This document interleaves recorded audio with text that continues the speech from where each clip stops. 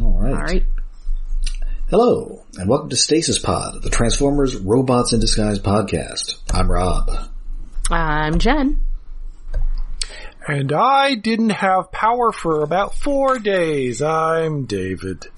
I think that sounds like kind of a fun adventure, but I also occasionally just sleep in the woods for fun, so... It was a mixed bag of, this is interesting and different, and this is, my entire week is shot, and this is kind of fun. It's like camping, just at home, and then on the other side it's, I have absolutely no power, and it turns out the insulation of my house is worse than I thought, so it's down below 50 degrees. Is it getting below 40 tonight? Ooh. Yeah, and you usually don't want to have a campfire inside. That's not ideal. I would have totally been out front having a bonfire. I did manage to get a little portable heater thing from a neighbor that he uses to heat his garage, which I used only during the day because I didn't want to trust it at night. Ooh. Yeah. But it like Tuesday was very, very, very cold and very boring, and the roads out from my place, one of them had a giant tree which was across the power lines and the internet and everything, and the other way is much longer. There's your problem. And a foot of slushy snow that hadn't been plowed at least that far, at least not near me, plus more small trees in the road, so I wasn't going anywhere, and just so much stuff. Not actually as fun as it might seem. Thankfully, I have spring water nearby, and I could get to that. Fancy. So, we missed a week. Yes. Yeah, sorry about that. Things happen. Yes. The lack of things happened. It was so calming and stressful at the same time. Yeah, I can understand that. And now that I've got power back and I did things that needed to get done, now I need to do more shit, and I just have no energy left. Ah.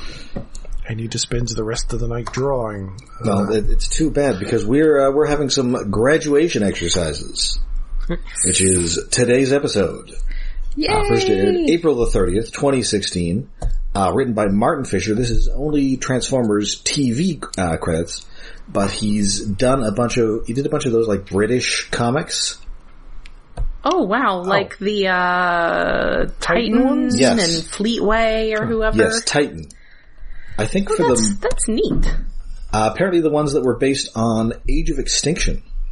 Oh, I didn't know they were still doing the comics up that far. I think they had some for Robots in Disguise, too. Hmm. That sounds like it rings a bell. I mean, they're usually not up to exactly Marvel UK storytelling standards. No. So we don't usually hear much about them because they're just kind of bland. Yes. And we never really see them because they don't get... Do they get collected ever? And brought over here? Not really. Some of the UK ones for the first movie got collected by IDW. Okay, just the first one. Yes. I was gonna say maybe if they were better. Well, I think Furman wrote some of those ones from the first for the first movie. Oh hey. They did like a what if for the first movie if the Decepticons won and killed Shia LaBeouf. That's some killing wheelie energy there, but I'll allow it because it's Shia LaBeouf. I believe it also involved Megan Fox leading a human rebellion or whatever. That's cool. What? There was a Chinese reality show related to Age of Extinction? What? And they cast a couple of bit parts in the movie that way. Okay, I remember so few Age things of about that movie. Age of Extinction was the one that was... I don't think I ever rewatched Age of Extinction. Age of Extinction was the one where at one point... Age of Extinction was the one where well into the movie I kept realizing the Dinobots hadn't even shown up yet and being very dismayed that... Because I kept thinking, so it's almost over now, right? Is it almost done? Wait, the Dinobots haven't even shown up yet. There's just an enormous, shapeless middle to that movie. Once I think they get into Chicago and meet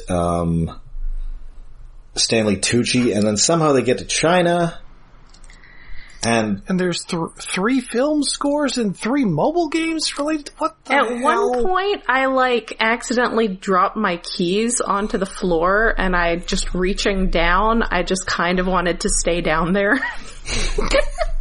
I was just like, it's nice and calm down here.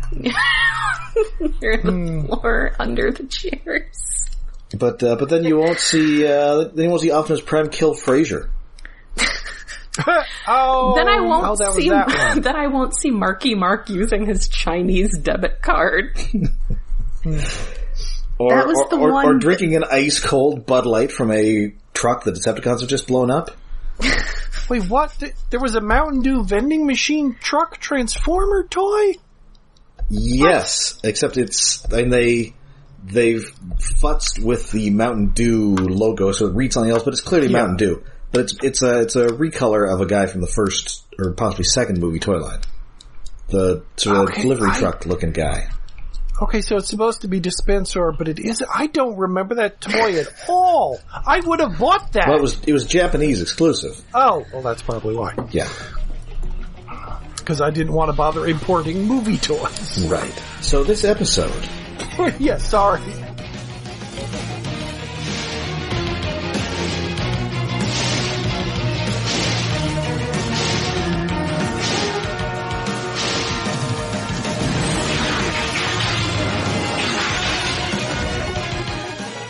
Yeah. So it is. My brain has been a little Swiss cheesy for a week. Understandable. Well, this is another away team episode. Oh yeah, but this is the first time we've had the away team in. This is like 4 or 5 episodes. I think this is the first time we've had them since the Browning. Yeah, at least they're colors now. Yes, so they're nice. in colors. They come in colors every way, every day. They're like a rainbow. Yes. Yeah, they come in red and blue, red and red, red and black, and red and orange. I mean, okay, it's not a wide variety of colors, but it is colors. It's better than last episode where it was just brown and tan and beige. Yeah, it's like there our friend, is more variety. Like our friend Kide had done their deco. Yeah, but it is odd that the away team is all red-themed colors. That guy sure loved his French gray. He did. He did. But, I mean, French gray is nice when used in moderation. But no, this is... It's a good accent color. This is the away team lacks the Sentai team purity of the home team. Yes. Yeah. Where you got a green guy, a yellow guy, a blue guy, and an orange guy. Yes. Anyway, so it has apparently been a couple weeks in real time since we saw them last, because Optimus Prime is feeling better. We're driving along. We're going to one of Windblade's doomsday bunkers. Did she set these up, after she woke up? I think she had been on Earth quite some time before the Autobots even got there. But hadn't she been in, suspended animation during, the time that people would have been building things like modern military bunkers? I'm not sure exactly how long she was in stasis for. Yeah, when and how... I felt like it was... so vague. A few hundred years, at least. Well, clearly it couldn't have been, but... Based on what we see in this episode. 50 years? It is very weird that, it's an abandoned military base with still, a hull of a ship there and some stuff. Mm-hmm. Yeah, apparently. And she wasn't there for a while. How does she have so many bases with so many weapons inside them? And it would make more sense if, she was in contact with Fowler. It's here's a spot to store some stuff. We don't Where know. she even got all this stuff? We don't know she wasn't. That's true. But it doesn't come up. No, it'd be nice if it came up. It's an excuse we'd come up with to make more sense. It's a no prize. Yes. Yeah. Anyway, so one of her doomsday bunkers has been broken into, which is apparently a disused naval yard. Oh. So there's not much that is, damaged. The gate is a little busted up. So Drift sends in his minicons, and the minicons are getting a little restless. They want to be, they want to have a little more independence. Yes. Drift does not want parenting advice, though. Oh, no. And he also does not think that you are not ready, my sons. little guys. And so they go in, but they don't know that they are being watched by... Is he a dog or a wolf? Or... I thought he was like an armadillo. He might be an armadillo. He's odd. I think I did eventually think that he had an armadillo thing going with the way he's sort of hunched over. No. For some reason, armadillos hunch. It's a thing. I mean, he does kind of have the color scheme of Bump, the armadillo repaint from Beast Wars 2, I want to say? Or no, Beast Wars Neo, I think. His talk page on the wiki suggests both armadillo and badger. Oh, I could see badger. Badger. But like his head has sort of got like the armadillo-like armor built in. Badger. It would make more sense if his minicons were mushrooms. Then we'd know for sure. Yeah. Ancient memes. Although before we identify what we cannot identify what he is, all we see him is in shadow, smoking a cigar. Yes, although in this case, it's not even that. He's just chewing on a big screw. It's got like the chunk but... on the end of it too, so it's definitely like a bolt or a screw. Yes. Which is kind of amusing. It is cute. Because he is a villainous military guy, as we will see. I mean, more so than the rest of the Decepticons, who are, I guess, in a military, but they're not as military-themed as this guy. Yes. Yeah, well, a lot of the guys we've seen in the show, I mean, I'm not sure I would call Steeljaw in the military. No, I mean, he's definitely the guy who's in the military, but he's also, like, selling Jeeps or something on the side. Yes. Yeah, he's like, at best, he's a corrupt quartermaster. Yes. More, he feels like part of a mafia, kind of. Like most of the other ones that seem to be decidedly evil and not just weird animals. I mean, a lot of these guys are just super villains, whereas this guy, he's like in the context of Transformers, he's, a standard issue Decepticon general guy, but in the context of this show, he's like a military-themed supervillain. Yes. Like, they're all wrestlers, and he's the Sergeant Slaughter. Yes. Oh, stolen valor. Oh, man. There's a discussion. Oh. We are not going to have that discussion tonight. No, we are not. Leave that for Wikipedia. So anyway, they get in, Sideswipe gets knocked on his ass by this invisible force field.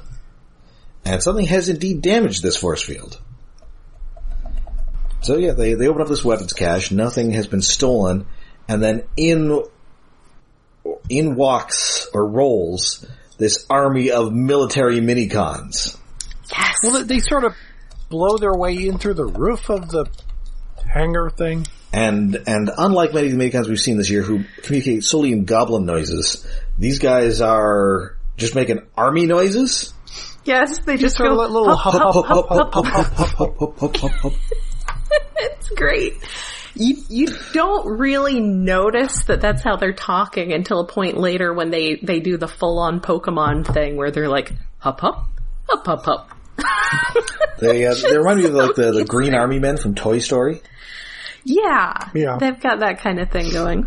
Well, also, most of them are green except one of them's, what is it, brown? The implied extent of Stockade's military experience is once again one of those things that calls into question, like, how long it's been since, Cybertron was a barren husk.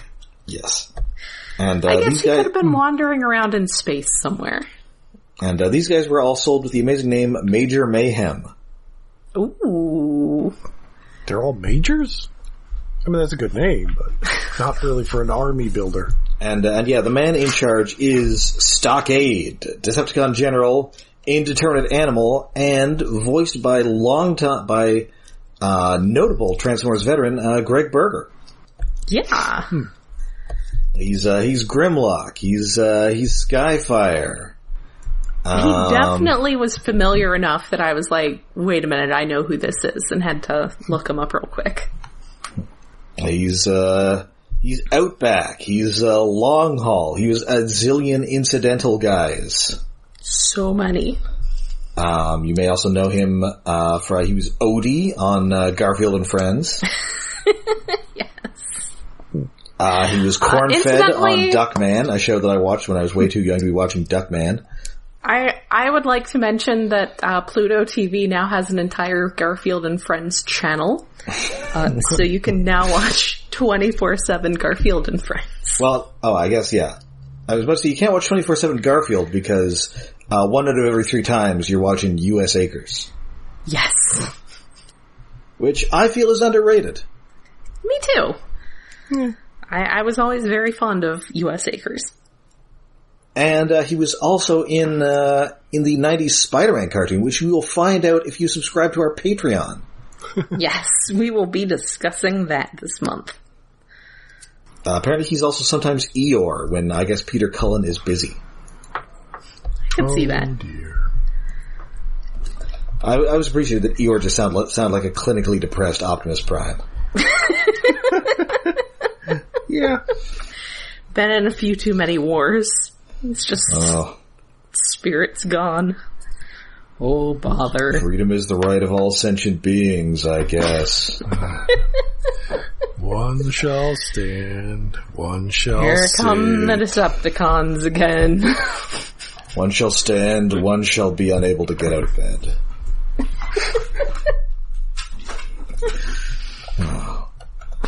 Anyway, so these troops work in military precision. They are, they're setting up like mortars. They've got bazookas, and I mean they're just opening fire with military precision. But I guess because they're minicons, they've just got like little zip guns or something. Because they're really just moderately annoying, the Autobots. But there's so many of them that it is proving to be a bit of a problem. Yes. Also, when there are this many of them and they're all just going hup, hup, hup, hup, hup, what it really reminded me of was Multiple Santa from The Tick. It's just... Yes, I thought there was going to be a gimmick in this, like, it had the power to clone itself. But now it's just a bunch of little identical guys. I was thinking of a vaguely upsetting scene from Small Soldiers that also has a bunch of, like, tiny guys. I haven't seen that in many years. God, neither have I. Possibly decades. Well, remember the first live-action Transformers movie? Make them smaller, same movie. Oh, okay. I mean, I had seen it. I saw it, like, in the theater, just, not recently. I think they hide under a satellite dish at one point. That sounds right. I did have it on in the background at one point because, again, it is on Pluto TV while I was at work, but I wasn't actually watching it because I was working. It was an interesting idea, but it sounded like a better idea for a TV series than a movie. Collect all these toys! Oh, the army guys are the bad guys. And I remember it also seems like something that feels like it might have inspired what became the good and bad guys of World of Warcraft. Yeah, it's got that similar vibe. I need a second. I have just like, I'm causing myself grievous injury with my fidgeting, so give me just a second. Oh. Pinched myself. It's also basically Fern Gully 2, aka Avatar the movie, not the one. I think there is a Fern Gully 2. There is? Jeez. Does it still have Tim Curry? Like direct-to-video, there's no way they're getting Tim Curry. Oh. Well, I didn't break the skin. But he's like the best part. Anyway. Fern Gully 2, The Magical Rescue. Okay. But Tim Curry. Direct-to-video, you better believe there is nobody from that first movie in it. Kind of astonishing that there's... Yeah, Tim Curry and Robin Williams. And... Tim Curry, Christian Slater. Like, how could they not get Tim Curry? He was in everything at the time. And Samantha Mathis. Well, they got Tim Curry for the Beauty and the Beast DVD sequel. As an original character in that. Ooh. He was like an evil organ or something? Evil pipe organ. Yes.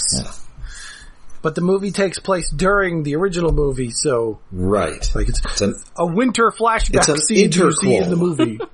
Yeah, which such a weird. I wonder concept. if that's on Disney Plus. Probably. I don't know. Maybe not.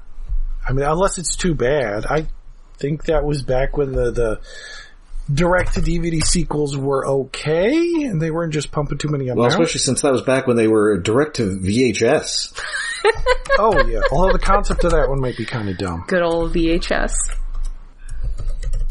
I think the Aladdin ones were the only really good ones, or at least the ones I saw.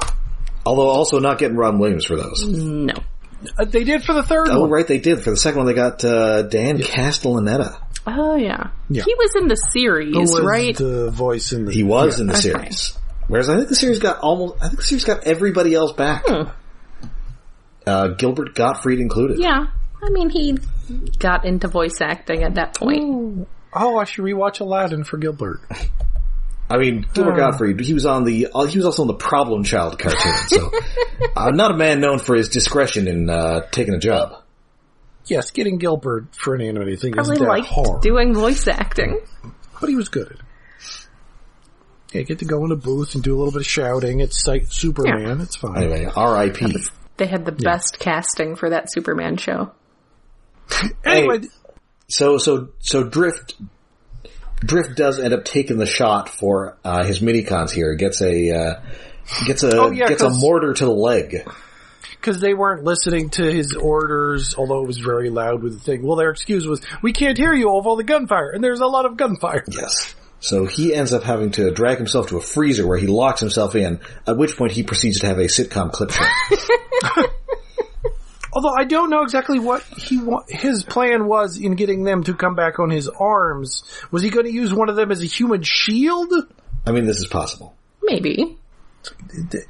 As opposed to a Drift injured and locked in a clip show in a closet, we could have had dead Minicon episode. Oh man, I don't want that episode. Do not want it. So Optimus and Windblade also get hit. They lock themselves in a bunker, and Sideswipe and the Minicons get away. They're in a room at some point too. Maybe not locked in, but yeah, I think they're in like an empty. There are too many people getting locked in rooms in this episode. They're stuck with the worst influence. The concept of fighting off an army of Minicons is good, but then the rest of the episode is, we're locked in a room and we have to talk about our feelings before we can fight the army of Minicons again. Yes. It's like a fanfic. Kinda. Characters get locked in a room and have to talk about their feelings. Yes. It feels like a very fanfiction sort of thing. Yeah, so apparently Stockade stole these weapons from humans. Yeah. Which I guess is why they're all Minicon sized. So he's demanding that they let him into this cache and he'll let them live. So we call him to the scrapyard. Bumblebee's team is not in the office right now, so they're just gonna, it's fix it or nobody. He wants to know how the weather is. Well, the last few times he's talked to him was probably, there's a lot of snow, there's a lot of brown. What color is the weather this time? Grimlock's disguising himself as a steam shovel these days. We've fought some more weird animal guys. Yeah. They don't have any clue that the Decepticons have any kind of organized thing going on, do they? They mentioned the island. Okay. Yeah, that's right. Previous episode, they overheard that, and they know that they're trying to get all these spaceship parts. Right, that everything they are stealing is somehow related that something to is going on. Okay. But they do not have the picture that we do. Well, the regular team knows that. Have they told the away team that? You would think it seems like they're in regular contact. They should be, but... Anyway, so we find out that Stockade was the most decorated Decepticon general in history. Okay. And he tried to mount a coup, and that was the only time he was defeated. Which sounds he could defeat everyone except Megatron. Yes, the point of, failing to defeat Megatron and surviving seems highly dubious. I mean... I guess unless the coup was after Predacons Rising. Oh, okay. Or it could have been... Yeah, it could have been when Megatron was out of it. I was also going to say Telstar scream that.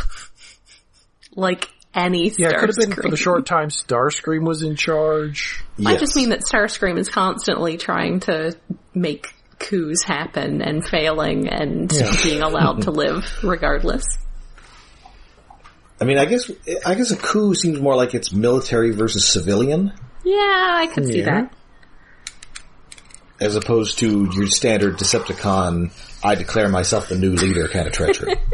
Megatron has tripped and fallen. I declare myself the new leader. Megatron has eaten some bad clams. I declare myself the new leader. Seriously, though. Megatron has shoved dark energon into his chest and gone into a coma. I am now the new leader. I mean, that's a reasonably good move, Starscream. Yes, I know. That's like the one time a Starscream is like, yeah, I should be in charge now. Seriously, though, there's a bit in G1. Pure evil into his soul, and he's in a coma, so I think I'm in charge now. I mean, there is a bit in G1 at one point where Wheeljack hits Megatron with some sort of beam that gives him vertigo, and Starscream declares that Megatron has fallen, and he is now the new leader. Because Megatron has literally fallen. It's like, settle down. You don't know how long that thing's gonna last for. So, so he's got this information. So Prime, he's got a plan. So Drift contacts Stockade, and he's all, listen, Stockade, I have a doomsday device that will destroy the entire Earth unless you let us go. The entire planet. Yep. Autobots, we love our doomsday devices. Yeah, we're always coming around to strange planets with doomsday devices. If we go back to Prime and there were a bunch of doomsday devices on Earth. Well, and also I was going to mention Fight or Flee. Yeah. This is the most beautiful planet I've ever seen. Give me the bomb. Okay, hand me the bomb. Oh, Ultra Magnus. And even Stockade is, as the youth say, sus. It's like, really? Like, come on, man. I'm like a general, right? I'm familiar with Autobots. The rules of engagement are not Calvin Ball. Now I wish Among Us had been a thing when we did that episode with the Mimic Decepticon.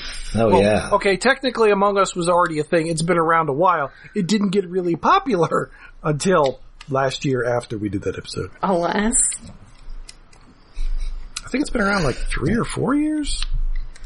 It needed everybody to be stuck inside before it really picked up. Yes. So, but he's still going to have them scan that cast just in case. So the minicons are feeling pretty bad because they did not undeploy when Drift told them to, and so they blame themselves. And they admit that they did it on purpose. They pretended not to hear him. Yes. Naughty kids. And besides, you guys don't have to partner with him your whole lives. You can be your own tiny robots. He says, minicons like you can choose to deploy from any Autobot who will take you. Good child. So now we're doing another bluff here, and this time it's a fake surrender. Dun dun dun. So they take out the minicons who were supposed to bring them in, and we get the hup hup. Hup hup hup. So good. So, surprise, surprise, they've completed the scan. There's no doomsday device. Stockade they're just going to open fire on this freezer. So, and you can see, it's kind of a cool effect how the shield is getting kind of more pixelated as they shoot at it. Mm-hmm. Yeah. And meanwhile, while this is going on, Sideswipe has gotten to the bunker, and he's getting Optimus and Windblade out. Which is them just slicing at either side of the door. Yes. Slowly chipping away at it. Again, not very dramatic. This episode needs a little more drama in it. Yeah. I feel like the away team episodes are generally just kind of uninspired. Yes. I mean, I like Stockade and his army of military guys. Mm-hmm. Yeah. But I feel that this, we're just getting a little geographically confused here. Mm-hmm. But what is cool here is the Drift is just in this cache of weapons, just holding this stuff at the ready. It feels like something you'd see in like a Punisher comic or something. Mm-hmm. Or, Nick Fury. It's the old kind of grizzled military badass. Yeah. Making his last stand. I don't know if Drift has earned that, but it's fair. Yeah, sadly, Drift does not punch a guy so hard his head turns around. No. Or blow up a guy doing parkour. Punisher Warzone, underrated movie.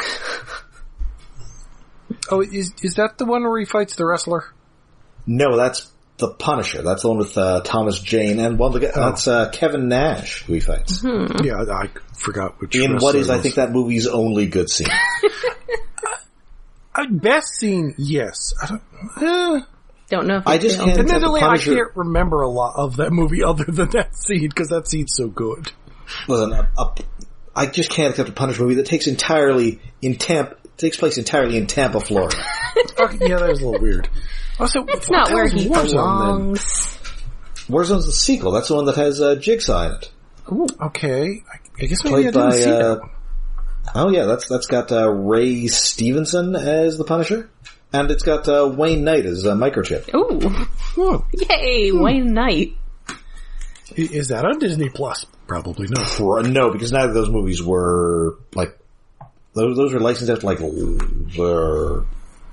Oh, they weren't like Fox or something. No, they were. I can't remember who they were. Was it New Line? These things are usually New Line. New Line. Anyway, yeah, Warzone's...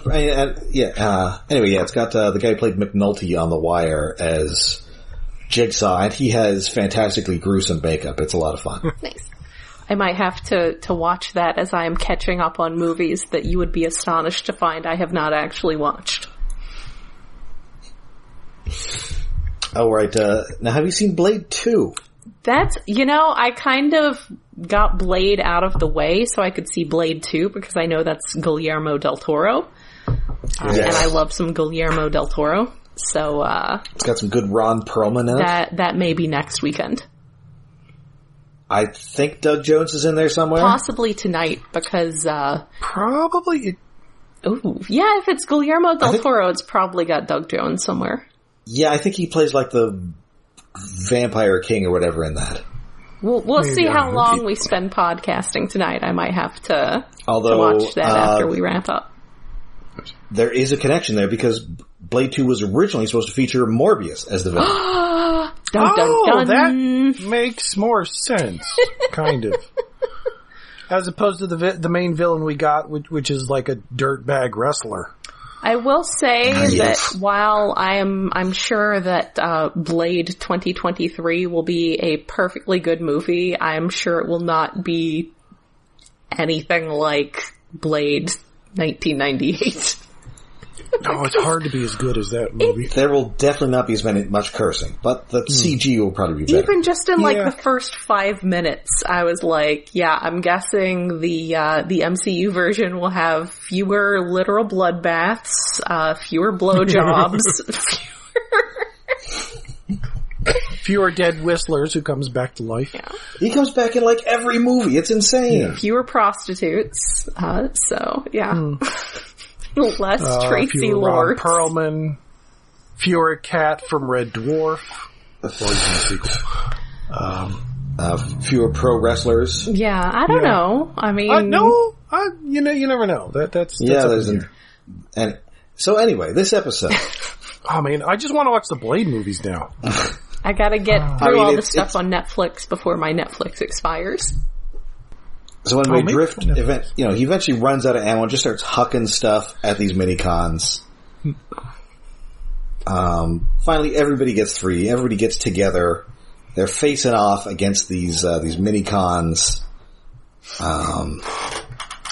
There is a pretty cool scene where Drift cuts this gun in half. Yes.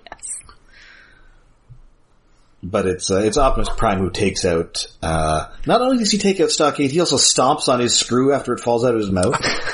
Also, Stockade is like I mean, it's like, do you know who Optimus Prime is, buddy? Because, this is Optimus Prime. Apparently not. Because he seems just, like, really confident. He's not sufficiently impressed by Optimus Prime, I feel. Who was he in military campaigns against? Well, there's a bit, he doesn't know him by name because he's prepare to be defeated by your better Optimus Prime. Yeah. Prepare to be deeply disappointed, Stockade. It's kind of a cool Optimus Prime line. Yes. Yeah.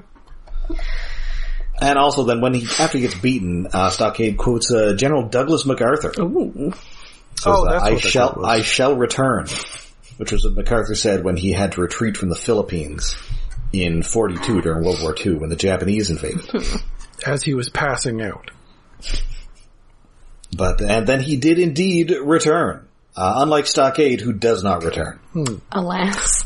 I mean... This is a wrap for Stockade and his military guys. And then, just as it looks like the episode's about to end, in Pop's Grimlock, they have fixed the ground bridge. An interesting character has shown up. And it is time to get the teams back together in time for the finale.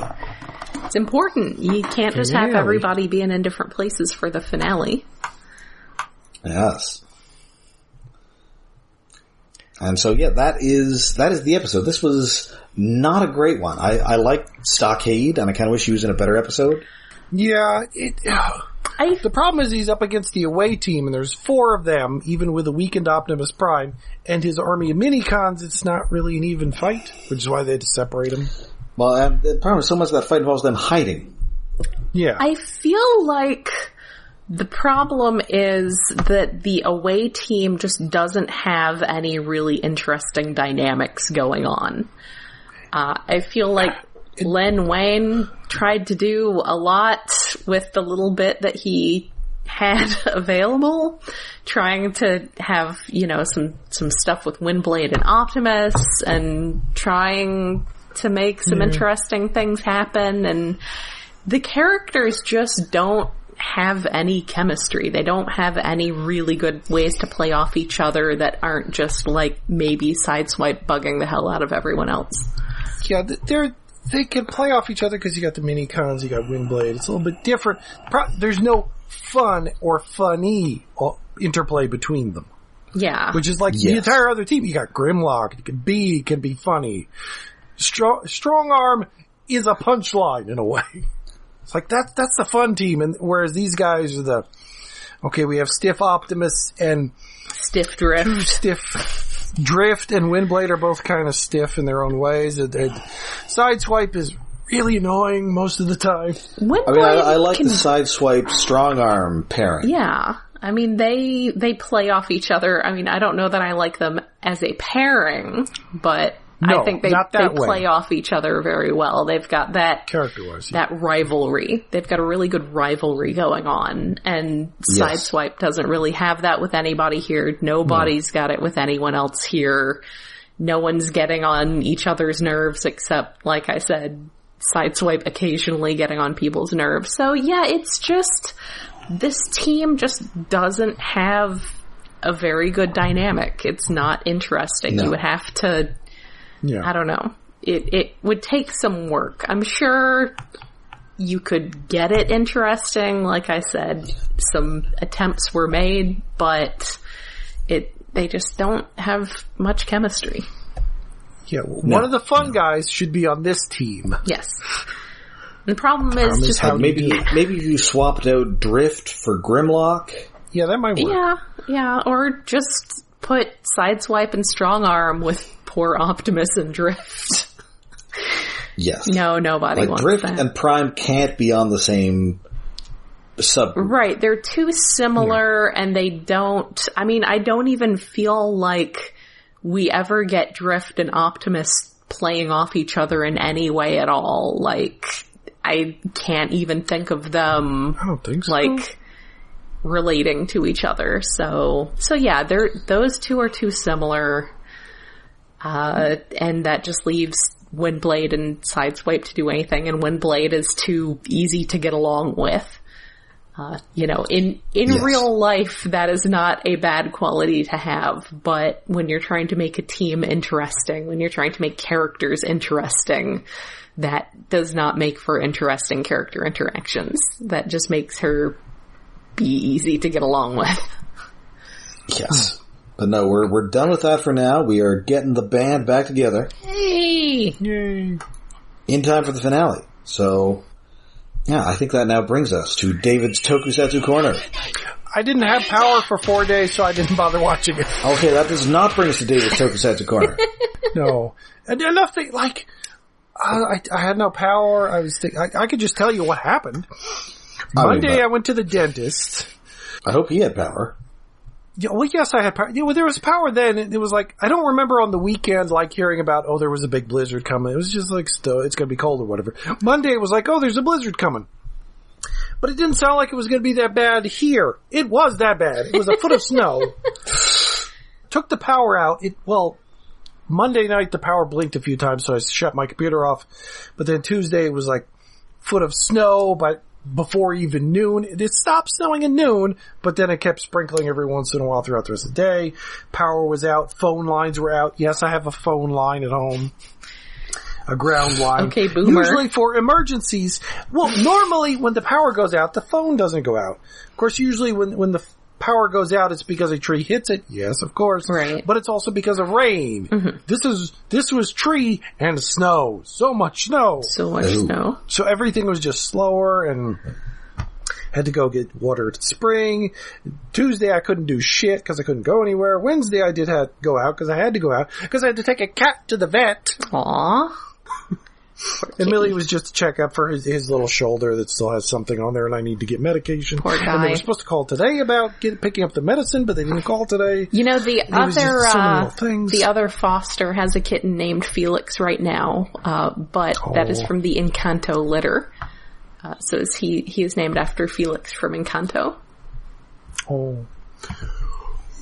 Poor things, I should have watched it. So yeah, I was sitting here cold most of the time, snuggling with kitties, occasionally going out to get water at a short drive, and once the roads were clear, going out to get dinner somewhere. Most of the time I was eating soup and stew, which thankfully I have a propane stove. So I couldn't use the oven part because there's a pilot light and shit in there, but I could light the stove and cook stuff on top. Mm-hmm. It was cold and dark and reading by flashlights, which admittedly is kind of nice. I got to read a bunch of short stories and halfway through a Star Wars book, an old one. That sounds nice. About the Mandalorian Wars. I need something Wearing armor or something. Force me to get off the internet. That would be nice. Yes, that was also nice. It was a nice break away from the internet in a way. Again, why I will occasionally go sleep in the woods for fun. Yeah. So it was a bad week and an okay week and a cold week. And I didn't want to bother watching Toku this week because I'm behind on watching some other stuff. It's like, I'll get to it. About the only thing I'm current on is one of the first things I did when I got power back was watch Moon Knight. Yay!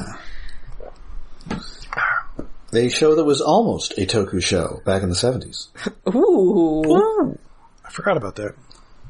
I mean, I remember like the Toei Spider-Man, which come to our Discord and watch it since Twitter is becoming a weird cesspool, and you can find us on Discord.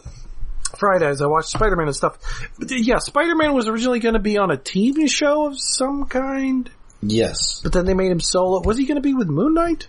I think so, or at least they had like a costume design for Moon Knight worked out. Oh, neat. Yeah, I think Moon Knight would be great for Toku because he kind of is. Moon Knight has, again, added to how difficult it is for me to watch Dune 2021. Because now there's yet another person in it that I'm like, and that's Moon Knight. Hey, look, it's Drax. Oh boy, Thanos. It's Drax. Hey, look, it's MJ. It's Aquaman. Yeah. And now I'm also like, hey, look, it's Moon Knight. Hey, it's Call Me By Your Name guy. Yeah, he needs to be in the MCU. Who's like, if they did X-Men and made them vaguely young, he could be Bobby. He could be Iceman. Well, he apparently tried out for Spider-Man with Holland and lost out. Aww. Oh. I mean, he's probably a little too cute. Like, he's a little too pretty for that. Yeah, Peter really shouldn't be pretty. Also, I think it's hilarious, going back to me having feelings about Dune, that this writer should be, like, so homophobic, but then also just so much, like, emphasizing how pretty the male main character is. Like, you need to sit down with your thoughts here, buddy. And, because in the book, Paul is just constantly being described as, like, pretty and other things that suggest femininity. And I'm like, okay. They need to cast Fade Rotha. Tom Holland should be Fade Rotha. The evil twink. Right. Oh, wait, Sting? Yes, Sting. Sting, yes. Yes. Okay. Yeah, I don't know what musician I've heard people mention Harry Styles, which I can kind of see. He's sort of in that Sting mold. I could see that. I could definitely see that. Sting doing his best space Johnny Rotten. And I think they're getting Florence Pugh to play the Princess Irulan. Yes. Speaking of people we know from the MCU. Yeah, someone else Princess who's Irulan? going to be distractingly names. from something else that I care about. Well, it'll probably help because I assume she'll be doing a different accent. She shouldn't. She should. I always forget that she's actually British. Yes. Oh. Anyway, so I guess she's that like about, a modern Peter McNichol for us. Oh, Wait, you're not Russian? Yeah, I just think of Peter McNichol doing that fake, I think he's from Carpathia in Ghostbusters 2. Oh, yeah. Yeah. Something like that. Or, wait, does he have an accent in Dragon Slayer? You know, I've got to see that. I haven't seen that. I think maybe he's doing a British in that one or something. I mean, that would make sense. I mean, often people in fantasy movies are doing like a vague British thing. Yeah. Even if it's obviously not British. I wonder if that movie holds up. I hear it has a really good dragon. Yeah, it was the best dragon until Smaug. Oh, that's a good dragon. Yes. Well, although, admittedly, they're both worms, goddammit, or wyverns. You don't have all the legs. Dragons have 4 legs and 2 wings, not 2 wings to make it goddamn cheap out bullshit, whatever. But they look good. Alright, so that about does it for our episode. Until next week, of course, you can catch us all over the internet. We are on Twitter, we're on Facebook, and we have a Patreon. Yes, we are hosted on iaconunderground.net, where we have a Patreon set up to help with hosting and other expenses. That is at patreon.com/iaconunderground. We will be coming in a little late for our April episode. Hopefully get that in under the wire, due to, power outages. It'll probably be done or something. Oh, maybe. Since none of us could be talked into risking, certainly not all of us could be talked into risking possible COVID exposure to go see Jared Leto in a movie, we will be instead discussing the Morbius episode of the 80s Spider-Man cartoon, or 90s Spider-Man cartoon. The 90s Spider-Man cartoon. Morbius was around for Spider-Man and His Amazing Friends, but if he was, it would be... He was. Was he? Well, it would be amazing. He's from like the early 70s. Okay. That's why he has that, like in the comics he originally had that sort of like disco vampire jumpsuit. Sadly, he never appeared in Spider-Man and His Amazing Friends, as far as I know. Sadly, but no. It would be amazing. No, I believe this is his first ever animated appearance. So we will be discussing that for our April Patreon episode. I don't think we've decided on something for May yet. No? Well, I guess we'll be recording an episode, I believe. Yes, we're going to... But it will not be released for some time. We're going to do what we did with No Way Home, where we don't want to penalize people for not going to the theater during, still possibly a surge in the pandemic. So we will go see the movie, we will discuss the movie, and then we will put that episode in a time capsule until such a time... In the vault! Yes, we will put that in the vault until such a time as it is available for people to watch in their own homes. Until we can get it in the Disney vault. So we will, we'll find something fun to do for May. This may be my month to shine. I may have to force everybody to watch an episode of Kid Video. But we could save that for my birthday. Yeah, that makes more sense. Well, we already did a Doctor Strange episode once, so I don't know. We'll come up with something fun. We'll think of Was there a list of things to do? There probably There's was not a list a of, let's maybe physical do this. list. There's not like a literal list of things to do. There are just things that like we're always saying, hey, we should do this. Yeah, there was pinned comments of maybe things to do. Yes, we will think of something super fun for May, but also you will have the Morbius episode. Apparently Morbius was originally supposed to come out in September of 2020! Oh, yeah. That's some New Mutants energy there. Oh, yeah, New Mutants was May of that year. Wow, that's an old pin message that's a little bumpy. Yeah, I gotta say it sounds... when was the last time we did a DC movie? Have we done a DC movie? Because I haven't bothered watching any DC movies since, like, the third Nolan Batman. I don't know that we've ever done a DC movie.